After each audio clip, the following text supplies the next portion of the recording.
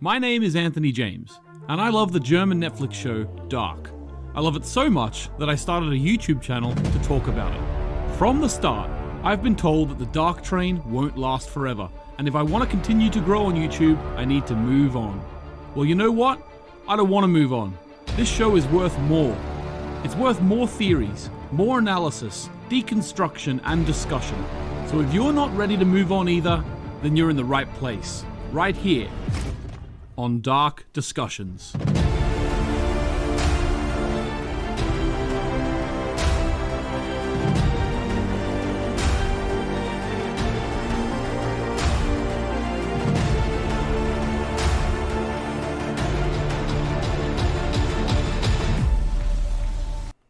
Hello, and welcome to Dark Discussions. I'm your host, Origin Anthony James. Just me this week. We are going to be talking about Greek mythology. Now, I know, guys, last time I talked about Greek mythology, I made a proviso. I'm not an expert on Greek mythology. I think we all know that at this point. I think we all know that I'm not an expert on Greek mythology. To be honest with you, I'm not an expert on most things we're talking about, but I have some ideas about it, so I thought I'd let you know. If you haven't already, could you please drop a like on the video? If you're watching it live, great stuff. Jump in the chat. Let me know what you think about what I'm saying. I can relay that and have a discussion with you live. If you're watching this on the replay, well, welcome. That's also great. Give it a like. Subscribe to the channel if you haven't already. Every single Monday we do live streams. Well, sometimes we have to take a week off for life reasons, but this is all here. Live streams, and then the video is up with full chat replay at some point, usually midday Tuesday. If you're listening on audio apps, yes, I'm still putting it up there, even though I said I wouldn't. Some people are actually listening on the audio apps. Thank you very much. I know sometimes the experience isn't great because I do some visual things sometimes, but if you are listening, that's how you do it. Thank you very much. If you could subscribe on audio apps as well, that would be absolutely fantastic. Already some people jumping in here. Vic Disco's here. Neither are most of us, Anthony. I know most of us aren't experts, but we love talking about it anyway, Vic, don't we? Ragad's here. Hi. Shelley. Venla. Hello, everyone. Hello. Okay, so if you haven't already, pop a like on this. It'll help us push it out to some more people. All right, let's start. Okay, so what I'm going to do is I'm going to have a little look at the story of Sisyphus today, because I've been watching a new TV show. Well, it's almost finished the first season, but I've started recently with my friend Emmett on the channel. You might have seen the video pop up, Sisyphus, the Myth. So it's a Korean TV show that I've been watching, and it's based on a Greek myth of Sisyphus. Now, I actually wasn't too au fait with Sisyphus, the legend, before this show, and it made me go and start reading about it. And then I realized, hang on a minute, I know that the creators of Dark did a lot of research into Greek mythology and philosophy, so therefore there must be a certain amount of the thoughts that went from this story into Dark. So that's what I've decided to do here today, is to have a look at the story of Sisyphus and kind of see where it might fit. I think there's definitely some key themes going on. What I don't want us to do, though, is I don't want us to go through and say, this character, Ares is this person, Hades is this person, Sisyphus is this person. I think that gets a bit tedious and it's hard to make connections. I think there is definitely one character who I'm probably going to be saying is Sisyphus. I think the theme of Sisyphus is in every character, and we'll understand that when we actually get into the story. So if you haven't actually now, Venla says I probably should start watching that show. Well, it is actually a time travel show, Venla. I believe so. Anyway, I'm only 2 episodes in, but it very much seems like it's a time travel show, and it's basically all about Sisyphus the myth. Now, basically, what the myth of Sisyphus is. Sisyphus, and I'm going to trip over myself here a lot, guys. So I'm going to try and do it. But if you're up for Venla, if you're up for watching a time travel show, it's a little bit more light than Dark, but it's sort of a strange show. I was saying to some people in the Discord server, actually. By the way, if you want to join the Discord server, we talk about the Dark. We talk about all the movies we're watching. We talk about OA for the After Dark podcast. We also talk about Sisyphus in there as well, if you're following along with us for that. It's a really strange show because you actually need to turn your brain off, but also turn it on at the same time. So give it a go, see what you think. But the mystery and the compelling nature of the mystery is there. That's what I'll say. It is there. Okay, so let's talk about Sisyphus then. So basically, Sisyphus gained infamy. He was a king. And he gained infamy for his trickery and wicked intelligence. I'm taking this from a particular website. I can't remember the name of the website, but it basically, I did a big read through there and took the key points out. But he gained infamy for his trickery and his wicked intelligence. But his greatest feat was to cheat death and Hades himself. Not once, but twice. So apparently Homer also called him the most cunning of men. Now, I don't know about that part. But basically, I'm just going to let you know straight out of the bat. I'm sort of viewing Adam or Jonas in this role of Sisyphus for the most part. It usually is Adam. Isn't it? It's usually Adam we're thinking of, but it's Adam I'm sort of thinking of for this. So Adam, the reason why I think there is because he cheated death twice. Well, just to make a really sort of weak analogy, there was 2 times in which a gun jammed for Jonas, which is definitely 1 time. 2 times that Adam cheated death. That I suppose you could also take it if you were to view death as a character. I'm not sure who it would be, but I'm sure there's plenty of times that Adam cheated death. Even the fact that he made it to the basement rather than going off into Alt Martyr's world, that could even be another time that he cheated death. In the first, so there's 2 times that he cheated death. The first time, which I think is very interesting in terms of the myth of Sisyphus, and that is that in the first time that the king, after dying, he descended into Hades, and he managed to capture Thanatos. Now, the name Thanatos doesn't really matter, okay? But the idea is that Thanatos is the personification of death, okay? So Sisyphus was able to capture the personification of death and chain him up so that no humans died thereafter, i.e. the cycle could continue or the cycle could end, whatever he wanted to do. If we're thinking of it as Adam, I suppose it would be so the cycle could end. Now, in this show, who do you think I'm thinking of when I say the personification of death? Who do you think I'm thinking of? It's got to be the main man, Gary. It's got to be Gary. We're thinking of Gary. Gary is the personification of death for me in this regard, and I'll explain why in a second. First, Eric's popped in. Eric says, there's a picture in Michael's studio of the Greek statue Laocoon and his sons. It is an iconic statue about human agony. Oh, I actually don't know that story. There's another bit of Greek mythology that I have to look into. Thanks, Eric. It is another cool detail. Venla, you're right. I think Greek mythology did feature heavily in the writer's inspiration in this, definitely. So basically, the personification of death, I'm saying, is the unknown, or Gary, as we call him. And he chained him up. So I'm viewing this as Adam, remember? So the idea would be that Adam, or Sisyphus, chained up the personification of death, i.e. captured Alt Martyr, remember, to destroy her. He thought that was him. He had the personification of death. He's chained her up. He's going to get rid of it. But only the intervention of Ares. Now, again, I'm not going to focus on who Ares is, but there is an intervention which sets the personification, or Gary, of death free. And that is when Eva splits herself, takes the pregnant Alt Martyr away with her. So therefore there's 2 of them now. So actually that's how I'm viewing that sort of symbolism there. The idea is that Adam, or Sisyphus, captures the personification of death, thinking that he's won the game, but Ares, or not really, not a parallel in terms of Ares, but something happens. Eva frees the personification of death by splitting. Alt Martyr comes, and then the personification of death can, as this website said, was free to pursue his natural work. So whatever the natural work of Gary, as we all know, that's a bit over the top. So basically that's my idea in terms of the first part of the Sisyphus myth, how that's actually going to be related there. So captured Martyr with Gary in the womb. That's personification of death. Eva split herself, thus freeing Gary. That seems to be the first sort of inkling there.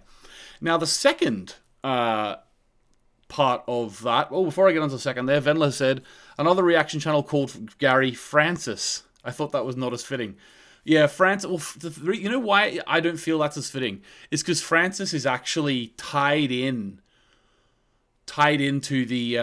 to the Christian isn't it? Like Saint Francis. So it's sort of quite a Christian name. So it sort of fits the theme of the show. Whereas Gary is just Gary, like he's down the building site. He's carrying his lunch to work in a little bucket like this. That's Gary, and that sort of fits in more, I think. Vic Disco says, someone once told me that Jonas symbolizes Janus, the Roman god of portals, doorways, and pathways. He is always looking to the past and the future at the same time. He is the gatekeeper. Interesting. Now, Roman gods are gods that I think I know even less than Greek gods. I've not really done much research on Roman gods, but that's definitely something to look into, Ted. Thanks. Chan says, sorry, but I'm still triggered about older Marta slashing the young Marta unnecessarily in the face. I feel like that should have been explained. I can't get over it. Sorry. Okay, so that's fine. Like I'm sure everyone has certain things in the show which they, they're sort of their hills to die on, I suppose. But Chan, let me do my best. Like, you know me, guys. I'm gonna try and defend the show every single way I can. Let me try and give a thematic reason why she might slash her face like that. So the reason I think, okay, is because with Adam, right? When did Jonas start properly just accepting that he was Adam? When did that happen? When did that happen? You would maybe argue that it didn't actually happen until he started getting his scars from the machine. Once it was physically in the world that this is who he is becoming. Okay? I'm sure Jonas, after he got that first scar, and he was like, oh, no, I'll just not get any more scars. I'll not become Adam. Eventually he becomes Adam. Okay? Eventually he is Adam. Through the scarification, he has to realize that he's Adam. The thing about Eva is that Eva sort of circumvented, or whatever, probably the wrong word there, but she sort of went past all that sort of struggle of like the younger self wondering if they will turn into the older self the whole time by just slicing the eye and saying, there's the scar, that's who you are me, now let's get on with it. Okay? That's my understanding of it. Chan, whether that's acceptable to you, I'm not sure, but my understanding it is that's the Eva character. Eva's like, no, we're not playing this will I won't I game. We're not playing this game of wanting to be someone else. We are Eva. We do want our son to exist. We want to continue the cycle so that our son will exist. I'm not having any faff in the middle. There you go. There's a scar. That's who you are. That's what I think. Hopefully I explained that well enough. That's how I view that moment, Chan. Okay, so let me see. Lots of people agreeing with Chan, saying that there must be a reason. So hopefully I explain something there. Now, I'm not saying that that's perfect. I'm not saying it is. But what I want to give you there is like a grain. Anytime someone comes up to me with one of these issues with the show like that, as long as I can give you a grain of something that kind of makes sense, then that hopefully will expel the worry from your mind. That's how I sort of view it. You know what I mean? Okay. So, PB says, Chan, metaphors, dude.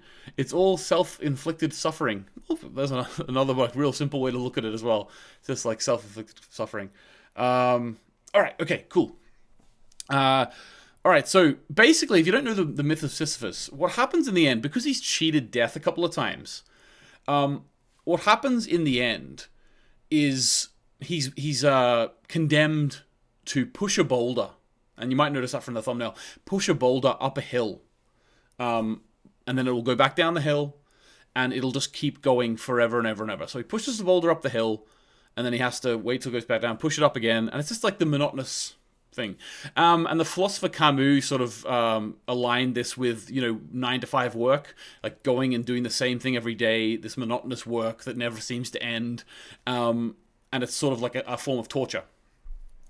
So it is interesting in that way. But what in terms of dark, I view that as, so if we're thinking of Adam as Sisyphus here, my idea is that the pushing the boulder up the hill is his struggle, thinking that he can change something. So he's working really hard, pushing the boulder, and then he causes his father to commit suicide. It rolls back down again. He pushes the boulder, he creates the wormhole in the tunnel. It falls back down again. He pushes the boulder. The world doesn't end when he kills Alt Marta. Okay, so this is a continual struggle of the Adam character. It's a continual struggle. He's always pushing that boulder up the hill, and it's rolling back down again. Now, of course, in the timeline where Claudia is able to sort of tell Adam to go back and fix it and go off to the origin world, obviously that breaks away from that. But the symbolism is there from the storyline. The story of Sisyphus. The symbolism's there of like continually repeating the same thing over and over again.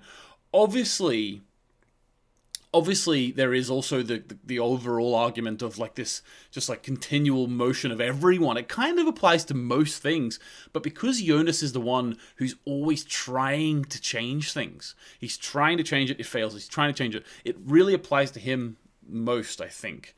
So Eva is Albert Camus, well because like Eva actually like analyzes Jonas and is able to beat him from there. Well, we'll see. We are going to talk about Camus in a little bit, just a small bit. I'm not going to go too far into Camus, to be honest with you, because I would probably need to read 100 books and do a degree to talk about it to a high level. But I am going to tell you what I learned on Wikipedia, so there is that coming.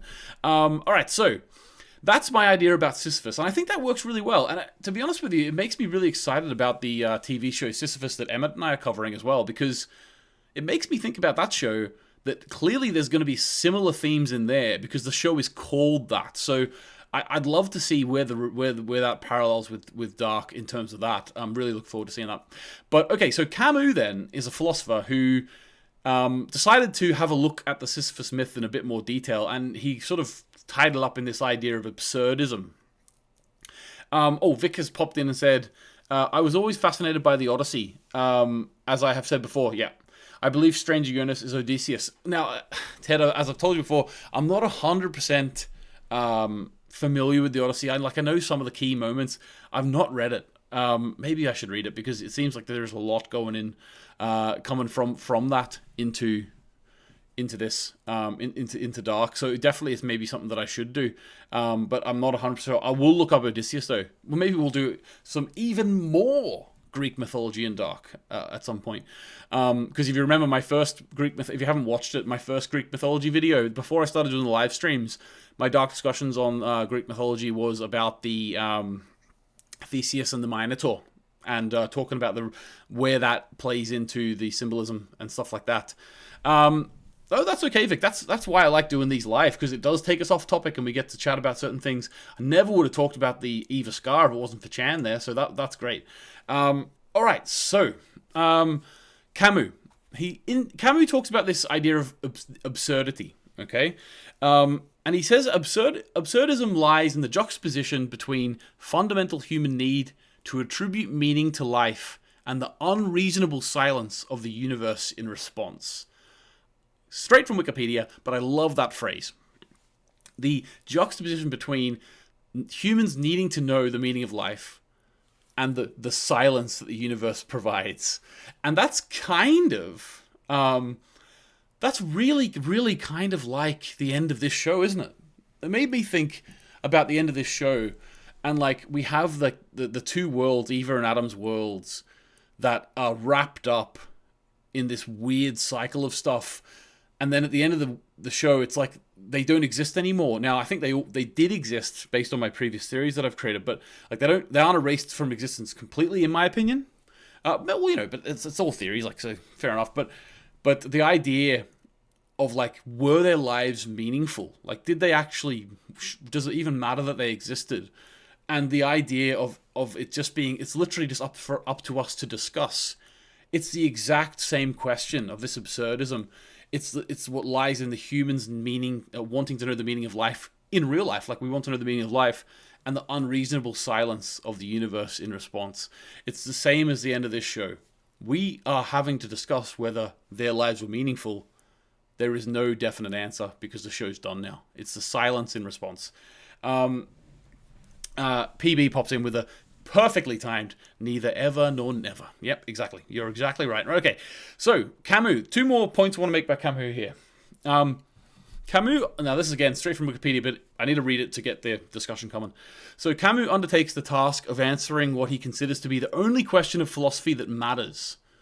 Does the realization, now listen to this and think about which characters this applies to. Does the realization of the meaninglessness does the realization of the meaninglessness of and absurdity of life necessarily require suicide? Okay, I'm sure by saying that word I've just flagged a whole lot of things. Shouldn't have said it. But anyway, so realizing that life is meaningless, if it is, and if you do realize that, does that mean that you should kill yourself? Interesting question, because it is definitely something that is played with in the show, in a very dark, sorry, no pun intended, but well, very much intended actually. It's the name of the show, Dark Discussions. But it's definitely intended. That question is, I reading that sentence, I feel like Jon Fries and Baron Bodor read that sentence and were like, okay, that's going to be a theme in the show. Because if you think about it, one of the characters who realizes the meaninglessness of life, Adam, decides that that's what he should do. He should end everything. He should like put everything out of their misery. We should now sort of just get rid of everything. That's what he decides. So his answer to Camus is yes, it does require ending it. But Eva, on the other hand, now there's two ways to look at that. The first way is that, yeah, okay, maybe it is meaningless, but I still have my child that I want to exist, and I need to continue that going. The other way to look at it is Eva's actually concluding, no, it is meaningful because we have the love. I have the love for my son. How you could love Gary, I'm not sure, but she does have it. So it's interesting that there's two sides to that discussion. I think Adam and Eva are definitely two sides of the question that Camus is pondering. Definitely think that's very relevant here. And lastly, Camus compares the absurdity of man's life with the situation of Sisyphus, a figure of Greek mythology who was condemned to repeat the same meaningless task over and over again, pushing a mountain thing up a hill. So Camus himself had a look at this question of absurdity and whether the meaningless of existence would push towards the idea of, like Adam says, to end everything. But he also refers to Sisyphus in that itself. So that's really interesting to me. All the little things are connecting here in terms of this inspiration that the creators have got from this. So that's what I have got from my couple of days of reading about Sisyphus, the myth. So yeah, I just wanted to share that with you guys. So PB pops in here and says, totally, this stuff is at the very heart of the philosophy of Dark. I think so. You know, sometimes when you've seen a TV show and then you, like, it happened to me recently with Joker and the King of Comedy. And if you watch the movie podcast, you'll know I've talked about this before. But the idea that when you first, like, I know that when Joker came out, they kept going on about it's this King of Comedy remade or whatever. They kept saying that because it's almost as if you say it, it can't be copyright. But it was really interesting to me that kept being said, because when I watched King of Comedy, I was like, all of a sudden in my head I could see, it was like I was in Todd Phillips' head, the director of Joker. It was like I was in his head and I could see exactly why he came to the conclusion he did. Why exactly he came to the conclusion he did, why he decided to make Joker the way he did. It's like this. When I read, it's a really strange experience, but sometimes when you read or watch something, and I read those lines from Camus and the Sisyphus myth, and in my head I'm like, I can see where the dots started connecting for these writers for this show. And I just love that feeling of, like, sort of getting to the things that inspired them to create like my favorite show of all time. It's just really, really cool. I love being able to do that. Okay, load of comments coming in here. So Ted says, takes him 33 years of struggles. Oh, sorry, yeah. Eric, Odysseus. Oh, this is continuing the Odysseus thing. Let's see if this is relevant to us. Was so close to being home, but then he angered Poseidon and he cast him away, and it took Odysseus 10 years to get back, kind of like Stranger Uranus. Interesting, yes. Also, the parallels with actually the Jesus there, which is one of my original Dark Discussions, talking about the symbolism of Jesus within Stranger as well. Takes him 33 years of struggles, gets back to when he was younger, and then Adam and the apocalypse send him into the past. Very interesting. Chan says, read it as a little girl. Oh, more about the Odyssey? Got to read this too. Okay. I'm going to say Scott. I'm going to assume it's Scott. I'm just so troubled by why the unknown is bad / evil and unnamed. Why? Well, there we go. At the start, I said he must be the personification of death. That's how I'm sort of viewing him. I'm viewing him as the personification of death.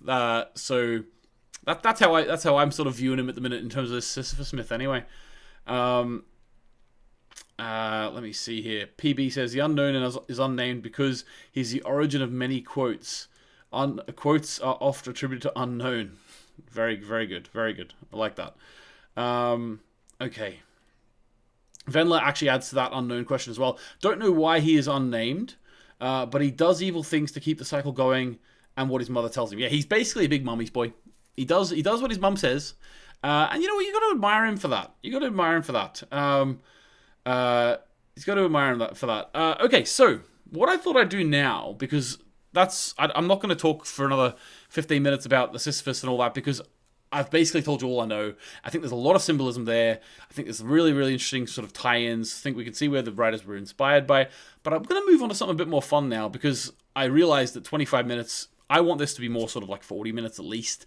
I don't want the... I want to give you what you need. I want to give you enough dark content to get you through, because that's one thing I committed for on this channel. I am going to keep talking about dark. I'm going to talk about 1899 when it comes out. I don't want it just to fade away into I suppose non-existence like some of the characters, but it is going to keep going because I do really love the show.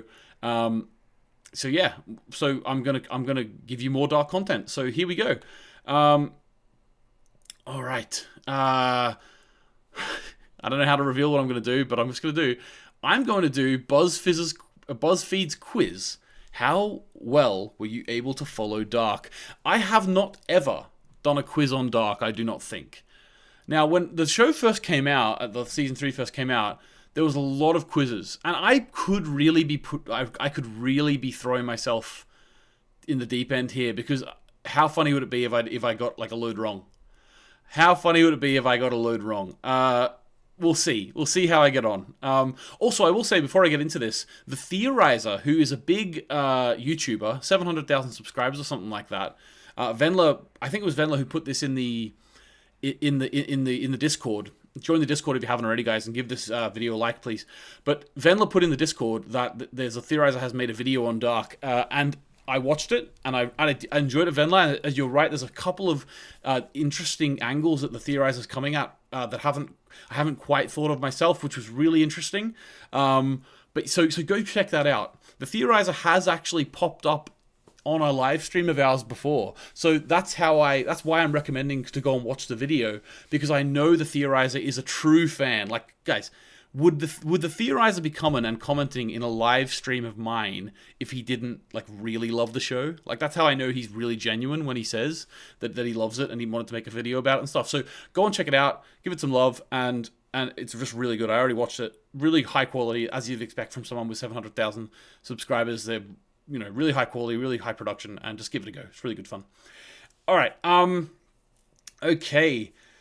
Let me see. Let's go now. Oh, Venla's going to pop the link in. Good stuff. All right. Watch it after this. We've got 10 minutes of a quiz first. Right. Okay. So here we go. Now, if you want to spam the answers in, guys, be my guest. I don't mind if you just want to try and convince me of things if they're not easy questions. The first question says, or if you want to play along at home, I suppose. I'm going to pop the link into the chat there. There's the quiz. You can do it yourself if you want, and you can compare your score to me. Okay. Let's go. Which of these people is not one of Ulrich's kids? All right, seems fair enough. Marta, Magnus, Mikkel, and Eric. Well, if you were to believe Konrad, Marta is not a child of Ulrich. Remember that theory? That was a big one. So Konrad, for a while, didn't think Marta was a child of Ulrich, but Eric. I think we're all in agreement there. Yay, we got it right. I'm not a complete fraud. All right, let's keep going. So, which of these people is not blood related to Jonas? Not blood related. Okay. So, Hannah's his mum, definitely blood related. Magnus is his uncle. Katarina is his grandmother. Enos adopted his father. Enos is the answer. Good stuff. For the people who are listening on audio, actually, what I'll do is I'll leave I'll almost like I'll almost be like the quiz guy for you, you know, so you can sort of play along. So the next one is Franziska. Who is Franziska's father? Is it Tronte, Peter, Alexander, or Ulrich? Well, I know there's some real fuckery going on in this family, but I think we can all be in agreement. It is Peter. There's a lot of fuckery going on, but it is Peter. Yeah. Okay, next question. And who is that person's father? So Peter, okay, Peter was the answer. So who's Peter's father? Helga, Noah, Tronte, Egon. Well, there's a lot of people who seem to still theorize that Helga is not really his father. But we all know it's very easy, Vic. I didn't know it was going to be this easy, to be honest with you, but we'll see. Maybe it'll not be as easy as we get on. So who is that person's father? Well, it's Peter, so his father is Helga. Who is Bartos's... This is season 1 stuff, guys. This is season 1 stuff. What's going on in this quiz? Who is Bartos... Guys, if you can find a quiz which is really hard, dark questions, link it in the chat there and I'll do it.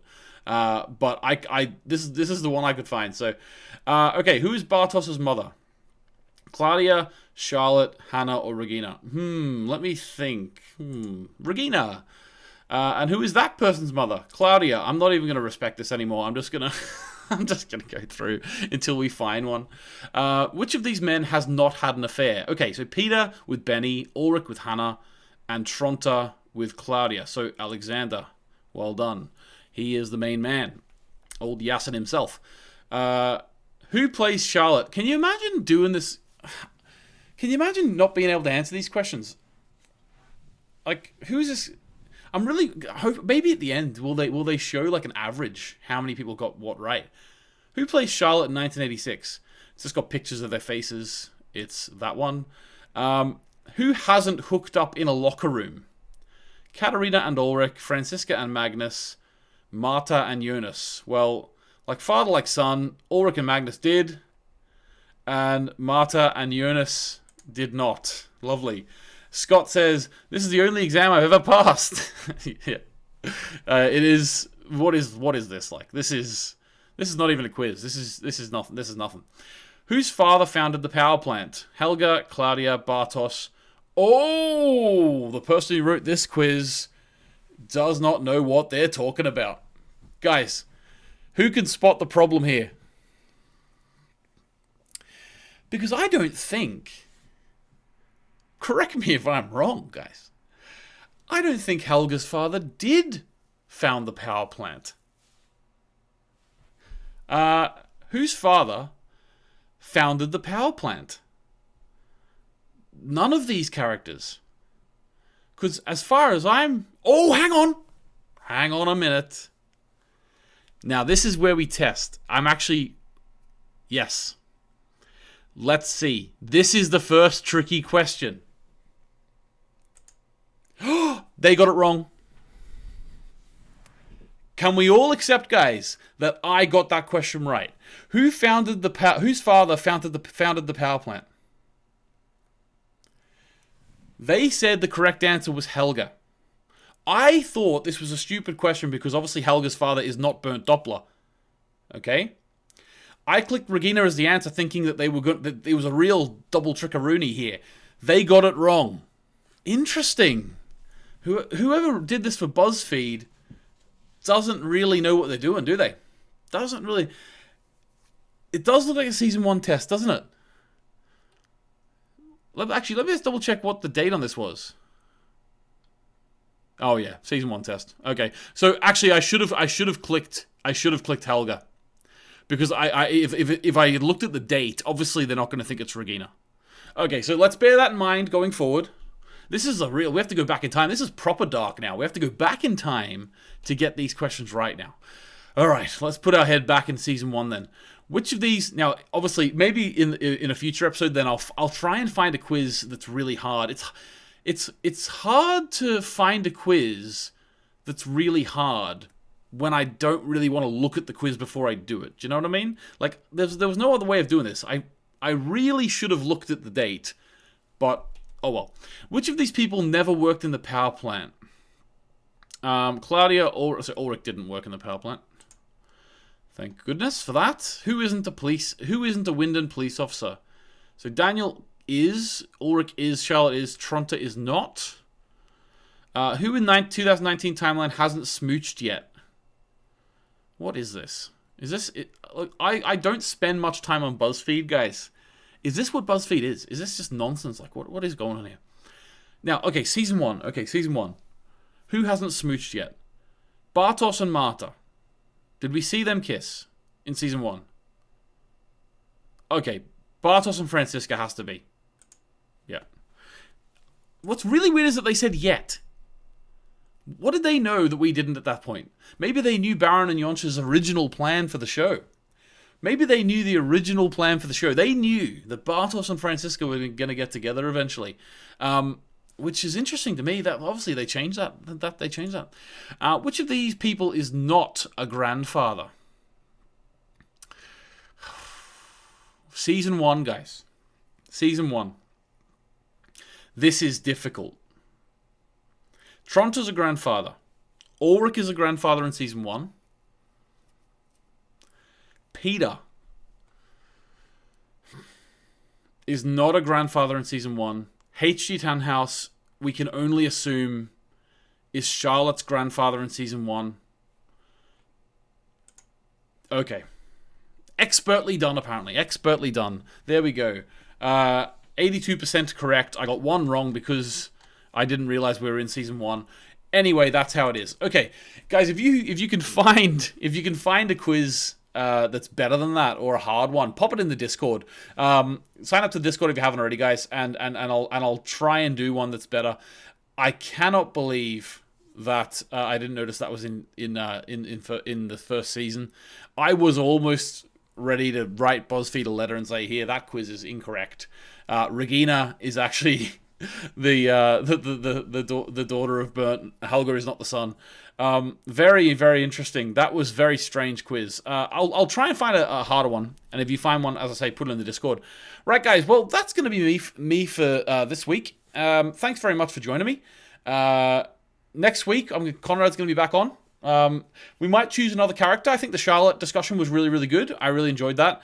Might choose that as well. I think I keep saying I'm going to do it, but I am going to do it soon. I'm going to do an episode on the music of Dark because I just love the music. I'm just trying to find someone to do that with me.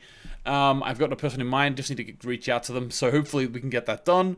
Scott just pops in and says, Dark is so amazing that the factually correct answers factually change by season 3. There we go. You couldn't have said it better myself. The factually correct answers change. Like, it's just perfect. Like, I mean, we can all take BuzzFeed as Bible, so that was factually correct at that point. 100%.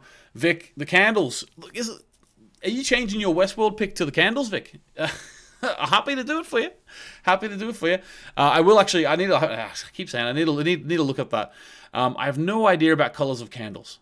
I have mentioned before that I bought my sister-in-law some colored candles in New Orleans when I was there, but I don't even remember what colors I bought her, to be honest with you. If you don't know what Vic's talking about, in the last scene there are lots of colored candles in the Konrad house, which actually technically is Regina's house, I think. So apparently, well, Vic wants me to have a look at the colors of the candles. Do they signify something in particular? I'm sure they do. We could have a look at it. But yeah, thanks very much, guys. You cannot have both. It has to be Westworld or the candles. We all know that. It's been like that since day one. That's just one of those facts you can't change. Okay. Right, guys. Thanks very much. Make sure you subscribe to The Culture Cave if you haven't already. Make sure you give this video a like. And I'll see you next time. Very, very enjoyable. Love talking about Dark. Cannot wait till next week. Get Konrad on here and have a nice old chat. See you later.